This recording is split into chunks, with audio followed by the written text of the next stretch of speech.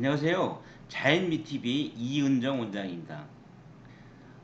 오늘은 위 눈꺼풀의 처짐 교정술 이 5가지 종류의 수술법에 대해서 말씀을 드려보겠습니다. 저는 성형외과 전문의고 연세 자연미 성형과를 운영하고 있습니다.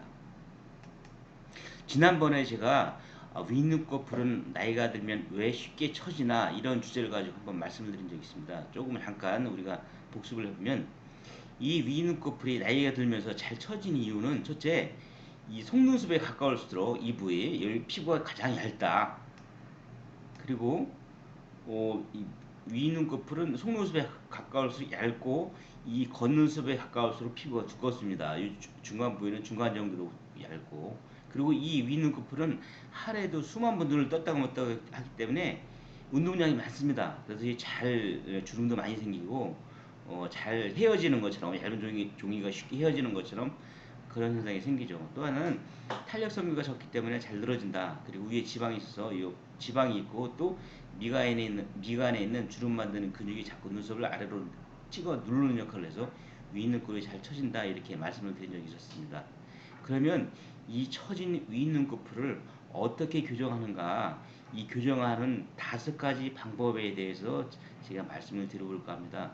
오늘은 그 첫 번째 시간으로서 전체적인 5가지 수술의 종류에 대해서 수술을 하고, 소개를 하고, 그 다음에 하나씩 강론으로 들어가서 장단점, 증례 이런 것을 설명할까 합니다. 오늘은 전체 5가지 수술에 대해서 개괄적으로 제가 설명을 드릴까 합니다. 지난 시간 말씀드렸듯이 나이가 들어서 우리가 연세 나이가 들을수록 윗눈꺼풀이 많이 처지는데 처진 것을 보상하기 위해서 이마 근육을 사용해서 들어올리는데 측면에는 근육이 없기 때문에 이와 같이 달라붙는다고 말씀드렸죠.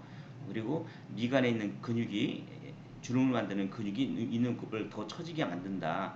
그래서 이와 같이 처지면 시야를 가리고 또 하나는 이 눈꼬리가 자꾸 짓무른다. 그래서 이것을 반드시 지금은 수명이 자꾸 연장이 되기 때문에 양질의 의무를 오랫동안 유지하는 것도 중요하다.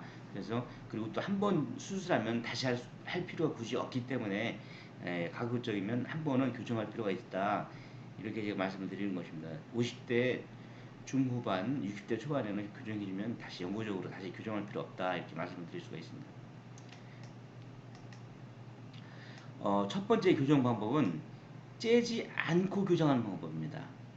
비절개 눈매 교정 수술이라고 제가 말씀드렸는데 이런 수술을 적용할 수 있는 경우에는 첫째, 눈 뜨는 힘이 약해서 자꾸 이마로 뜨기 때문에 눈썹 위치가 높고 그리고 눈이가 움푹 들어가 있는 경우, 또 검둥량 도출이 적은 경우, 이럴 때는 우리가 째지 않고 이 처진 것을 교정할 수가 있습니다. 피부가 늘어진 것을. 여기서 이분의 디자인 모습인데 보시면 이 부위가 처진 부위죠. 그래서 쌍꺼풀을 좀 키워서 이와 같이 원래 기준 라인 여기 이 정도 된다면 키워서 이것을 위로 이렇게 말려서 쌍꺼풀과 함께 처진 부위가 숨어서 쌍꺼풀 속으로 숨어서 덮인 피부를 교정하는 수술 방법입니다.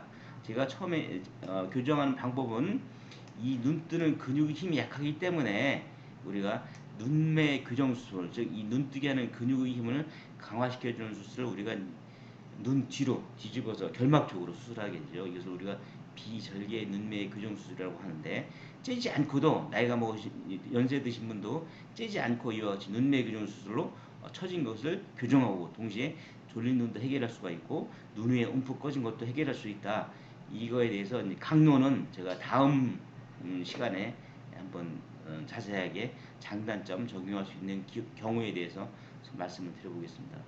첫 번째 방법으로서는 윗눈꺼풀 처진 것을 째지 않고 눈매 교정 수술을 통해서 교정할 수 있다 이렇게 말씀드리겠습니다.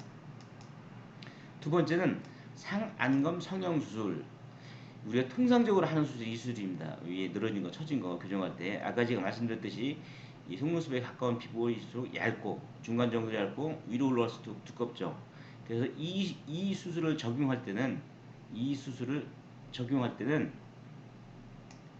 요같이 쌍꺼풀 라인 보통 속눈썹에서 한 7mm, 8mm가 되게 쌍꺼풀 형성되는 라인이거든요. 그 부위에서 늘어진 걸 측정합니다. 이분은 이만큼이 늘어졌고 여기 이분은 이만큼이 늘어진 것이죠. 이 늘어진 피부를 우리가 절제해내고, 늘어졌으니까 절제해내고 요 라인에 쌍꺼풀을 만듭니다. 근데 제가 여기다 이 수술은 어떤 때 적용할 수 있는가? 피부 처짐이 적을 때 적용할 수 있다. 만약 이 피부가 많이 늘어져 있다 그러면 이 얇은 피부를 많이 잘라내야 됩니다. 그러면 위에 두꺼운 피부가 밑에 내려오면 눈을 뜰 때 무겁죠. 상당히 불편합니다. 그렇기 때문에 이 늘어진 피부가 많지 않을 때에는 이 정도일 때는 이 정도만 돼도 피부가 이렇게 두껍지는 않거든요. 그래서 피부 처짐이 적을 때 이 수술 방법을 적용할 수가 있다. 그리고 쌍꺼풀을 동시에 만들어줄 수가 있고, 아까 말씀드렸듯이 속눈썹에서 6내지 7mm 정도 아니면 8mm 정도에 되는 쌍꺼풀 라인에서 처진 피부를 측정해서 절제해내는 방법이다. 이것이 우리가 흔히 하는 상안검 성형수술이 되겠습니다. 다음 방법을 보시죠. 여기다 제가 눈썹 아래 거상술 이렇게 말씀을 드렸는데, 아까는 이 속눈썹 부위에서 늘어진 걸 측정했는데 이번에는 거꾸로 측정하는 겁니다. 보시면 이렇게 이분이 이제 누워 있는 자세를 우리 한 거죠. 두 분 다 누워 있는 자세를 제가 방향을 다르게 해서 이렇게 촬영을 한 것인데, 보시는 것처럼 늘어진 양이 이렇게 많습니다. 이렇게. 근데 여기처럼 아까 우리가 얘기하는 상안검 성형수술처럼 이 늘어진 쌍꺼풀이 생기는 라인에서 늘어진 걸 측정했더니 이렇게 많은 겁니다. 이렇게 많으면, 그러면 이 위에 있는 피부는 두꺼운 피부지 않습니까? 이렇게 되면 늘어졌다는 이유로 얇은 피부를 잘라내고 이 두꺼운 피부를 갖다가 붙여놓으면 눈을 뜰 때 무겁습니다. 그리고 이 두꺼운 피부가 만드는 쌍꺼풀은 어색해요. 그래서 이럴 때는 차라리 이렇게 앞에 2번처럼 수술하는 것이 아니고 거꾸로 늘어진 피부를 눈썹 아래쪽에서 측정을 합니다. 두꺼운 피부를. 우리 조물주가 이 속눈썹에 가까운 요 부위 피부를 얇게, 우리 몸에서 제일 얇게 만들어 온 이유는 눈을 뜬다는 것이 얇은 피부를 이렇게 밀어 올리는 거지 않습니까? 그래서 얇게 만드는 것인데, 이 얇은 피부를 자꾸 절제해내면 이 두꺼운 피부가 밑에 내려와서 두꺼운 피부는 무겁습니다. 그래서 말씀드렸듯이 두꺼운 피부를 눈썹에서 절제하고, 흉은 이 눈썹 속으로 숨죠. 그리고 이 수술의 장점은 많은 병원에서는 이 흉 때문에 이 수술을 눈썹 부위에 한정돼서 잠깐 절개해야죠. 이렇게 절개하면 한 2, 3년, 3, 4년부터 다시 절제되는데, 저는 그렇지 않습니다. 제가 말씀드렸듯이 측두부 리프트니까 이 눈썹 바깥쪽 측두부까지 늘어진 부위, 여기서 보면 이 밖에까지 늘어진 부위를 교정해줘야지 이게 올라와서 시원해 보입니다. 그리고 흉은 안 보이게 정교하게 봉합하면 흉은 나중에 4 내지 6개월 정도 지나면 나보고 찾아보려도, 수술한 의사가 찾아보려도 잘 찾기 힘들 정도로 숨겨질 수가 있습니다. 측대 리프팅을 병행할 수 있다. 그리고 본인이 쌍꺼풀을 원한다. 어떤 분들은 나이 먹어서 쌍꺼풀이 생기는 것이 싫다고 하는 분들이 많습니다. 쌍꺼풀을 원한다 할 때는 요 얇은 피부에다가 별도로 쌍꺼풀을 매몰법으로 이렇게 만들어주게 되죠. 이렇게 요 얇은 피부에다. 그러니까 자연스럽습니다. 또 하나 이 수의 장점은 이와 같이 미간에 생기는 주름을 영구적으로 제거할 수 있다. 제가 말씀드렸듯이 요 미간에 있는 주름은 우리가 부정적인 표현할 때 사용하는 근육들이 몰려있는 부분인데, 이 근육이 없어도 평생 사는데 지장은 없습니다. 다만 화를 낸다든가 뭐 찡그린다든가 인상을 쓴다든가 이렇게 부정적인 표현하는 근육을 우리가 사용하지 못하는 것 뿐이지 아무 이상이 없습니다. 그래서 늘어진 피부를 잘라내면서 동시에 미간 주름을 영구적으로 제거할 수 있다. 그리고 쌍꺼풀로 하면 이 속쌍꺼풀 여기다 예쁘게 자연스럽게 만들 수가 있다. 이 수술을 눈썹 아래 거상 수술을 한다. 이 수술은 피부 처짐이 많을 때 한다.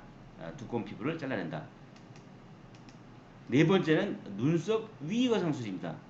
눈썹 위 거상 수술은 어떤지 하냐? 눈썹 위치가 지나치게 낮은 분들이 있습니다. 눈썹 위치가 낮은 분들은 이 눈썹 아래쪽을 잘라내면 이 거리가 너무 짧아집니다. 이와 같이. 그래서 이 늘어진 것만큼, 이번에 이만큼이 늘어진 것만큼 눈썹 위에서 측정을 해서 잘라내는 거죠. 그러면 눈썹이 이 위치만큼 눈썹이 올라가겠죠. 항상 이 속눈썹에서 이 거리가 확보가 되어야지만 자연스럽습니다. 그래서 눈썹 위 거상술은 이 눈썹 위쪽에 있는 두꺼운 피부를 잘라내서 처진 것을 교정한다. 흉은 눈썹 속으로 속기 때문에 잘 안 보인다. 눈썹 위치가 날 때 적용할 수가 있고, 이 수술도 마찬가지로 미간에 있는 주름도 영구적으로 동시에 제거할 수가 있습니다. 이 수술도 마찬가지로 측두부까지 시원스럽게 측두부를 붙은 등 같이 할 수가 있습니다. 쌍꺼풀을 원한다면 요 밑에다가 얇은 피부에다가 별도로 만들어줄 수가 있습니다. 눈썹 위 거상술에 대해서 제가 말씀드렸습니다.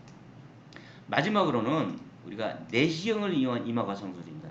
내시경 이마 거상술은 이와 같이 머리카락과 이마가 만나는 부위 여기에 하나, 둘, 세 개의 절개선을 만들죠. 그래서 이와 같은 내시경 기구를 이용해서 이 이마 부위 골막 아래로 방질해서 눈썹에 약한 제가 말씀드린 미간에 부정적인 표현할 때 사용하는 근육을 모두 교정을 하고 이마를 위로 끌어올리는 수술이죠. 이 수술이죠. 그래서 수술 근데 단점이 있습니다. 이 수술은 수술하고 이마를 끌어올리기 때문에 이마가 넓어집니다. 그래서 이마가 넓은 분한테는 절대 적용하지 못합니다. 또 그리고 이 수술로는 이마를 끌어올리는데 한계가 있기 때문에 위 눈꺼풀이 처짐이 많을 때는 이 수술만으로 교정하지 못합니다.